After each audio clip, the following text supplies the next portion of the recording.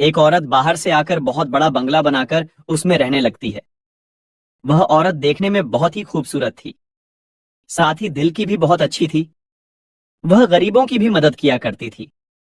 उसका नाम सरिता था, लेकिन लोगों ने उसका नाम परी रख दिया था। पड़ोस ही में चमन नाम का एक आदमी रहता था, जो बहुत ही गरीब था। उसके घर उसकी बेटी की शादी थी। चमन परी के घर जाता है, दरवाजे की कुंडी खिटखिटाता है। अरे चमन, सुबह सुबह क्या हुआ? अरे परी जी, क्या आप मेरी थोड़ी सी मदद कर सकते हैं? बताओ चमन जी, अगर मुझसे हो सकेगी तो जरूर मैं आपकी मदद करूंगी। परी जी, मेरी बेटी की शादी है। मेरी बेटी के लिए कपड़े और कुछ शादी की चीजें लाने की जरूरत है, लेकिन मेरे पास पैसे नहीं है। महेश पैसे तो दे रहा है, लेकिन बहुत ज्यादा ब्याज पर दे रहा है। इतना मैं कैसे वापस दे पाऊंगा? बस पैसों की जरूरत है, लो ले जाओ ये पैसे। और भी जरूरत पड़े तो फिर भी ले जाना, और जब आपके पास पैसे आ जाए तो मुझे वापस कर देना। चमन पैसे लेकर अपने घर चला जाता है। परी लोगों की मदद करने में पीछे नहीं हटती थी, लोगों की भरपूर मदद किया करती थी। लेकिन एक बात में वह मदद नहीं कर पा रही थी। उसी गांव में नदी के किनारे आए दिन लाश मिला करती थी। अरे ये हो क्या रहा है? हर 2 दिन पर हमें यहाँ से लाश मिलती है। हमें इसका जल्दी पता लगाना होगा। सारे लोग जमा होते हैं।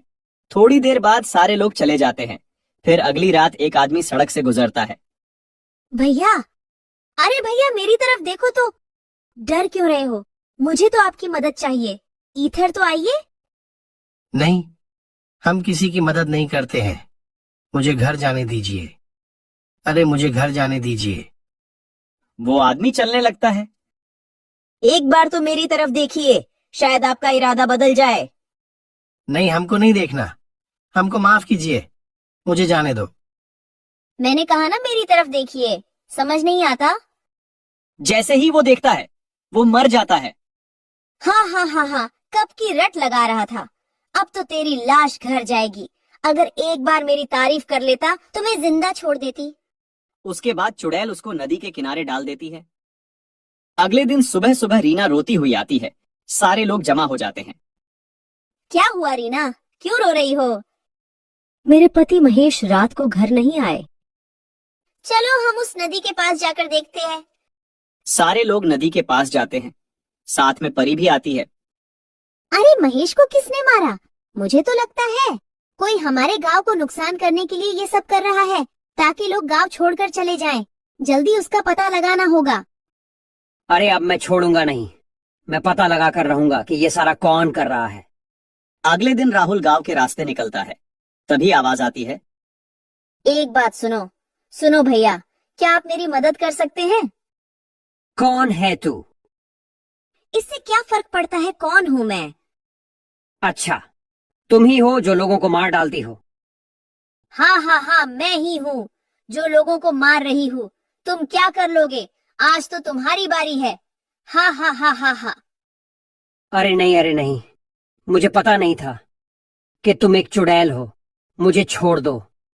तुम्हें लोगों के साथ जो करना है करो, मुझे छोड़ दो। अब तू जिंदा नहीं जाएगा। अभी तो बड़ा उछल रहा था, बड़ी बहादुरी दिखा रहा था। तेरी बहादुरी कहाँ गई? और तुझे मैं छोड़ दूं ताकि तू सारे लोगों को बता दे, ताकि लोग यहाँ आना बंद हो जाए। अरे नहीं, मैं किसी को नहीं बताऊंगा। किसी के सामने मुंह भी नहीं खोलूंगा कि लोगों को चुड़ैल मार रही है। बस मुझे जाने दो। चुड़ैल उसको भी मार डालती है और नदी के किनारे जाकर डाल देती है। सुबह जब लोग नदी के किनारे पर जाते हैं तो देखते हैं। अरे ऊपर वाले, इसने तो राहुल को भी मार डाला। क्या जरूरत थी अकेले जाने की? क्या हीरो बनने गए थे? कुछ तो करना होगा। अगर रोज रोज इस तरह चलता रहा तो पूरा गांव खाली हो जाएगा। हमें जल्दी से उसी पर निर्णय लेना होगा।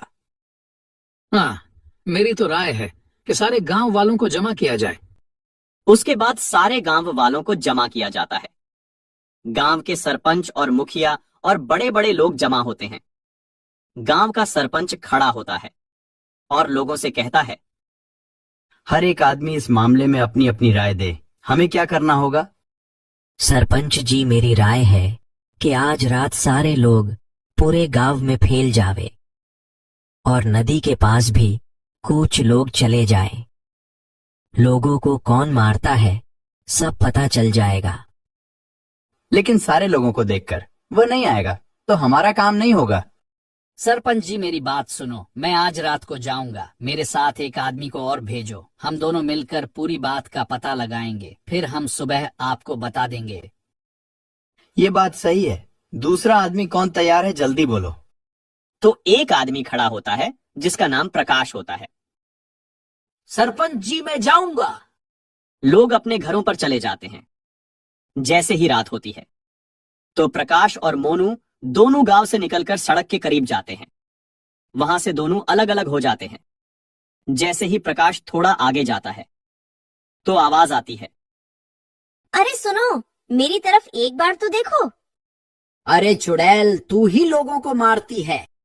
मैं ही मारती हूँ, आज तेरी बारी है। प्रकाश फौरन वहां से दौड़ता है। प्रकाश फौरन मोनू को बुलाता है। मोनू जल्दी मेरी तरफ आओ, यहाँ चुड़ैल रहती है। अरे प्रकाश क्या हुआ? अरे भाई देखो उधर दूर, जो अभी औरत नजर आती है वही चुड़ैल बनकर आई थी।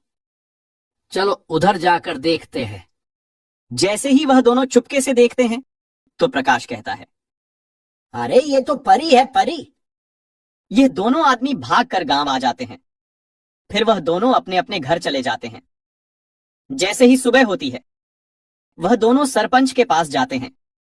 फिर सारी बात सरपंच को बताते हैं। फिर सरपंच गांव के कई लोगों को लेकर परी के घर जाते हैं। सारे लोग और सरपंच परी के घर जाकर दरवाजा खिटखिटाते हैं। परी बाहर नहीं आती।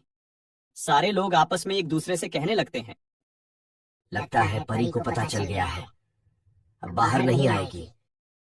उसमें से एक आदमी कहता है, मुझे तो लगता है परी भाग गई होगी।